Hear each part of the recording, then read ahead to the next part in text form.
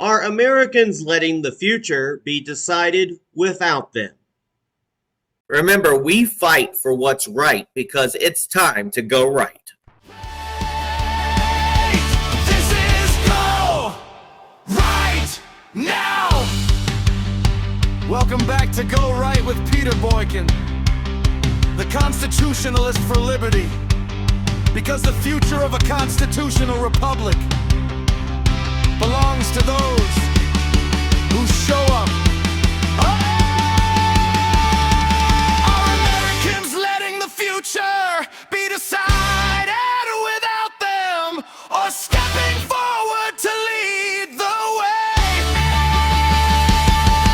On midterms, the real election, most Americans ignore until it is too late. Stand up, now it is your day.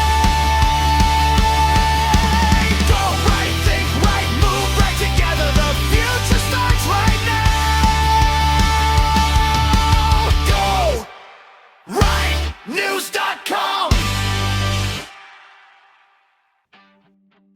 Are Americans letting the future be decided without them? Welcome to Go Right with Peter Boykin. I'm your Constitutionalist for liberty. Picture this. You hear people arguing everywhere about politics. Online, at the dinner tables, on podcasts, on television panels where everyone talks louder but rarely anyone listens. Everyone seems convinced that the fate of the country hangs on one massive moment, one dramatic election night, one presidential showdown that will either save or destroy everything. But here's the uncomfortable truth most people do not want you to hear. The real future of this constitutional republic is rarely decided during the elections that get most of the attention. That's the presidential elections. It is decided quietly. It is decided in midterms. It is decided in local races most people skip because they think they do not matter. And right now, as early voting moves into its final stretch here in North Carolina and other places in the nation, and soon, a lot of people have different midterm elections at different times. But we're watching that reality unfold again. People often ask why they feel disconnected from government, why politics seem to appear without warning. You know, while the signs pop up everywhere, drive, there's lots of signs, and it's not just saying we buy ugly homes. It's please buy ugly candidates, right? Why the direction of the country feels predetermined before a presidential campaign even begins, or any campaign begins. The answer is simple, but not comfortable. Many Americans are showing up too late. They wait for the biggest stage while the foundation is being built somewhere else. Now, in a constitutional republic, power does not magically flow from the top down. It flows upwards. More like trickle up. Local councils shape communities. State legislatures shape nationwide policy. Congressional races shape federal direction. And all of those layers interact long before a presidential election becomes the headline. And that's where midterms are where the chessboard is set. They determine who draws districts, who writes election laws, who controls committees, who funds or blocks legislation, and who frames the narrative heading into the next national cycle, which is the presidential race, 2028.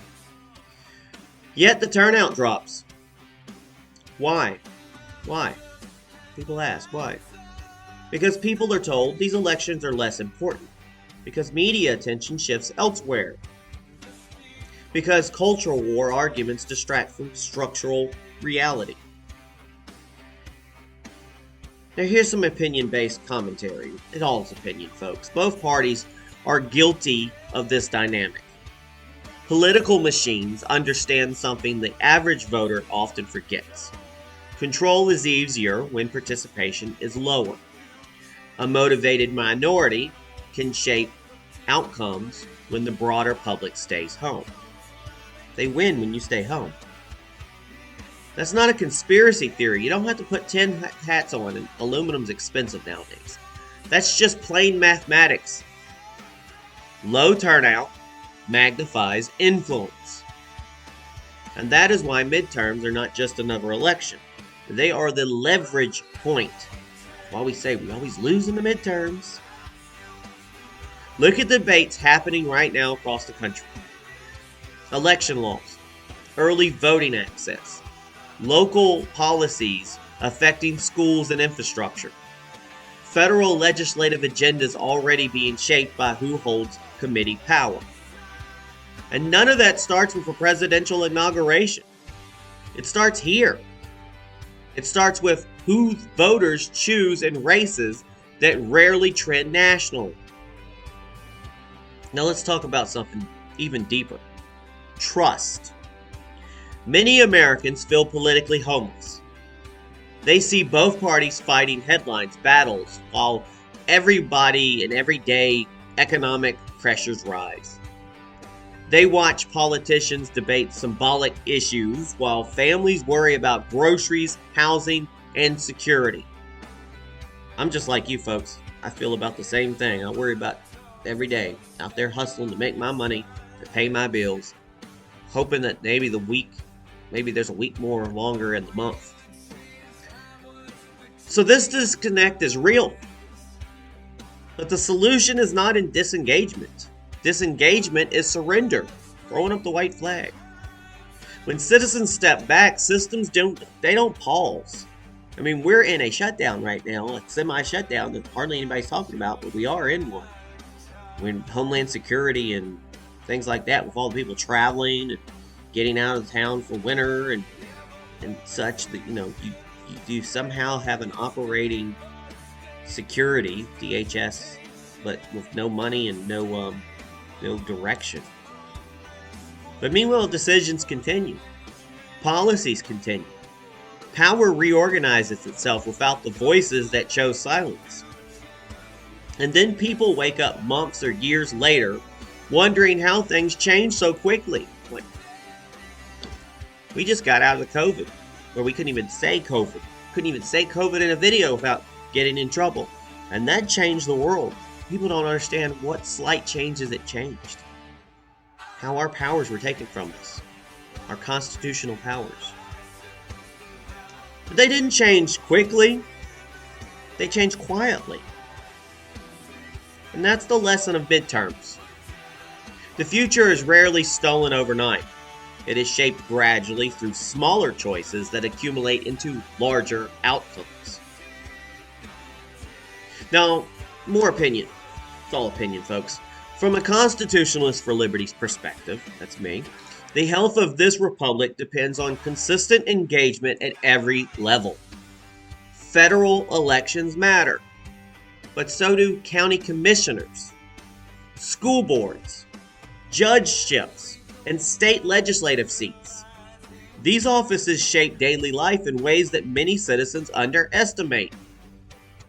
This is especially true in states like North Carolina, where demographic shifts, we're a big purple state, with the majority of voters being unaffiliated. I know the Republicans are happy that they've beat the Democrats in registered voters right now, but how many people are leaving from parties to become unaffiliated? So again, this is especially true in states like North Carolina, where demographic shifts, policy debates, and political competition create a dynamic environment where small margins carry large consequences. Early voting is not just convenience, it is an opportunity. And then people complain, oh, it's too long, early voting's too long, but yet people still don't come out. 2 weeks, weekends, people still don't come out. It's the moment where citizens decide whether they are the observers of the political process or participants shaping it. Folks, I don't sit here and just yap all day long and talk about things and not do anything about it. This is where a lot of people can do stuff about it. At the voting box. Talking about candidates, getting the right candidates in, pushing and helping the right candidates here. You worry about term limits and stuff, well, find better candidates. You worry about presidential campaigns or sheriff campaigns or Congress campaigns or Senate campaigns, and people complain. You got to think about how we can win, who we can put in there that not just win, but also make sure we have somebody in there who actually can do their job. Not just to win. It doesn't do us any good to have somebody in there that wins, but then does a horrible job. This is the moment, again, when citizens decide whether they are observers of the political process or participants shaping it. So here's the real question. Are Americans going to continue treating midterms as background noise while expecting presidential elections to fix everything? Or are they going to recognize that the real direction of this country is determined long before the spotlight arrives? Because the truth is this. The future of our constitutional republic is not decided by the loudest voices. I know that.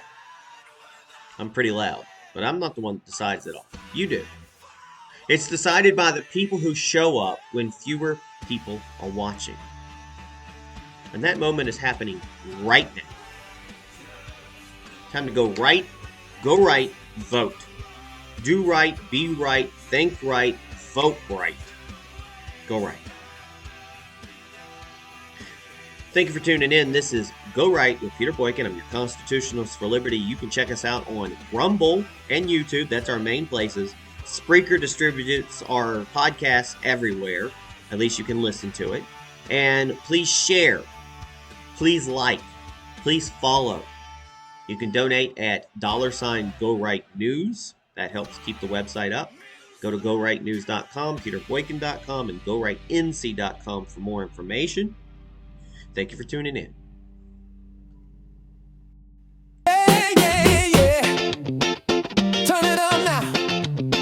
Welcome to Go Right. We doing this tonight. Woo! Woke up to headlines spinning in circles again. Everybody shouting loud, but nobody listening. Same old story, just a different disguise. Truth gets buried while the noise multiplies. Scrolling through chaos, trying to find what's real. Facts get twisted like a carnival wheel, but I ain't here to follow every trend. I stand for liberty again and again. They say, slow down, don't speak too loud. Blend into the background crowd, but I was never built that way. Got something real to say. I just might go right tonight. Turn up the truth and shine the light. No fear, no filter, no disguise. Standing strong for freedom's rise. Yeah, I just might go right tonight. Oh, raise your voice, don't hide your fight. Oh, we the people take the mic. Yeah, we go right tonight. Yeah. Oh, from the streets to the states to the federal halls, every level here in liberty's cause. Local voices starting raising the tide. Change begins when the people decide. They try to frame it like a left or right game, but freedom burning is a universal flame. Not about hate, not about control, just a constitution in the heart and soul. They say play safe, stay in line. Don't question power, don't cross the line. But history moves when courage speaks, and strength belongs to the free, not weak. I just might go right tonight. Turn up the truth and shine the light. No fear, no filter, no disguise. Standing strong for freedom's rise. Yeah, I just might go right tonight. Raise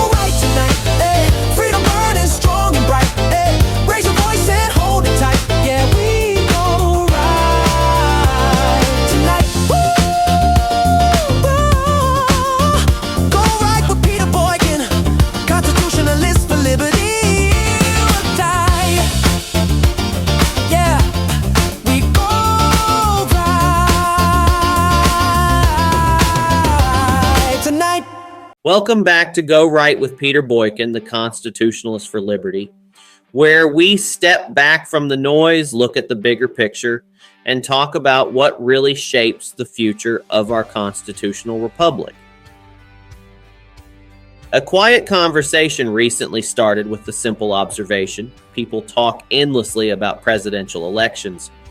Every headline, every debate, every social media argument seems to revolve around who will sit in the White House, but far fewer people treat midterm elections with the same urgency. And yet, when you look at how policy actually changes in America, it becomes clear that the elections happening right now often shape the direction of government long before a presidential race ever captures national attention. As early voting enters its final stretch before Election Day here in North Carolina, the real story is not just about who wins individual races. It is about how participation right now sets the foundation for everything that comes next. Federal legislation, state policy, local school board decisions, infrastructure priorities, public safety, taxes, and even how future elections themselves are run all start here. This is the election cycle that quietly builds the future, and most Americans do not realize it until the results are already written.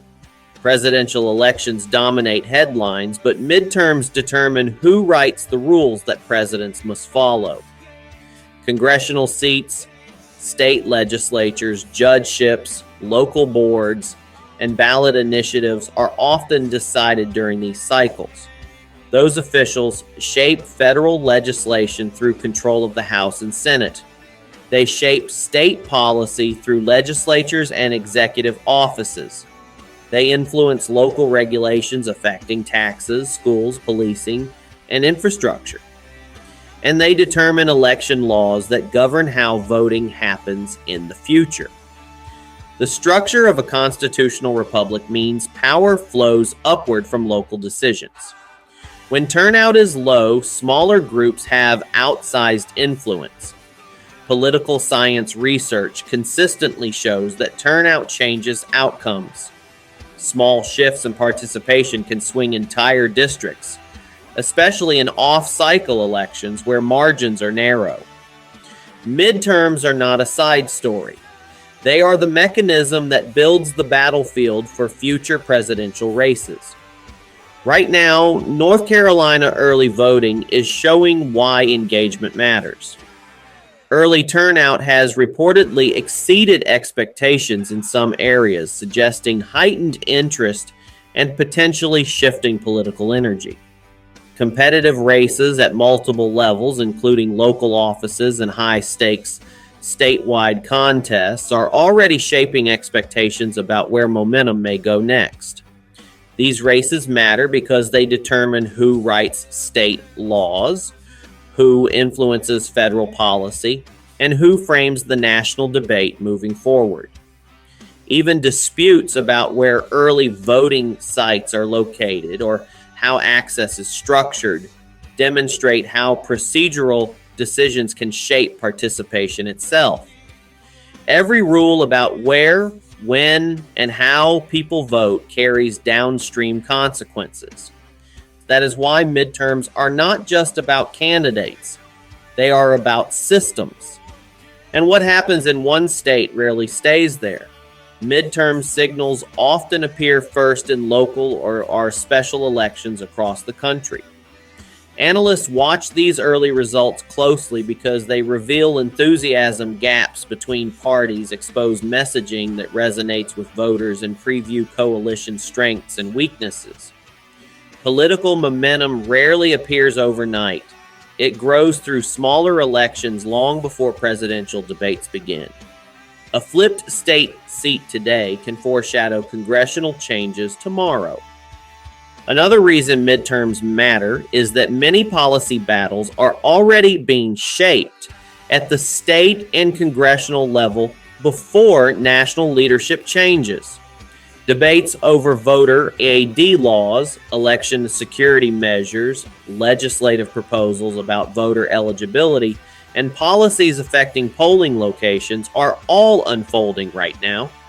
These decisions influence turnout, trust in institutions, and the direction of governance itself. The future is not waiting for a presidential election. It is being decided right now. From federal to local levels, elections cascade through the system. Federal outcomes determine national policy and judicial appointments. State governments decide how federal laws are implemented, how districts are drawn, and how election rules function. Local governments directly affect daily life through zoning, policing priorities, school boards, and taxation. Midterms connect all three levels at once. Ignoring them is like watching only the final act of a movie while missing everything that explains how the story got there. Historically, midterms suffer from lower turnout compared to presidential elections. That creates a paradox. The elections that most directly shape governance often receive the least participation. When fewer people vote, outcomes can reflect only a narrow slice of the electorate. That shifts power toward the most motivated groups rather than the broader population. Here's the bottom line. Many Americans criticize the direction of government while overlooking the elections that quietly shape it. Midterms determine who writes the laws, oversees the rules, and structures the political landscape long before a presidential race begins. When voters disengage, they are not just losing one election, they are surrendering multiple layers of influence. So welcome back to Go Right with Peter Boykin, the Constitutionalist for Liberty. If this conversation resonates with you, follow across all social media platforms, share this episode, and let everyone else know the question we should all be asking right now. So we ask again, are midterms the real election? Tonight, yeah, yeah, yeah. Turn it up now. Welcome to Go Right. We're doing this tonight. Yeah. Okay. Yeah. Woke up to headlines spinning in circles again. Everybody shouting loud, but nobody listening. Same old story, just a different disguise. Truth gets buried while the noise multiplies. Scrolling through chaos, trying to find what's real. Facts get twisted like a carnival wheel. But I ain't here to follow every trend. I stand for liberty again and again. They say slow down, don't speak too loud. Blend into the background crowd, but I was never built that way. Got something real to say. I just might go right tonight. Turn up the truth and shine a light. No fear, no filter, no disguise. Standing strong for freedom's rise. Yeah, I just might go right tonight. Raise your voice, don't hide your fight. We the people, take the mic. Hey, yeah, we go right tonight. From the streets to the states to the federal halls. Every level, hearing liberty's calls. Local voices starting ways in the tide. Change begins when the people decide. They try to frame it like a left or right game, but freedom burning is a universal flame. Not about hate, not about control, just a constitution in the heart and soul. They say play safe, stay in line. Don't question power, don't cross the line. But history moves and courage speaks. Strength belongs to the free, not weak. I just might go right tonight. Turn up the truth and shine the light.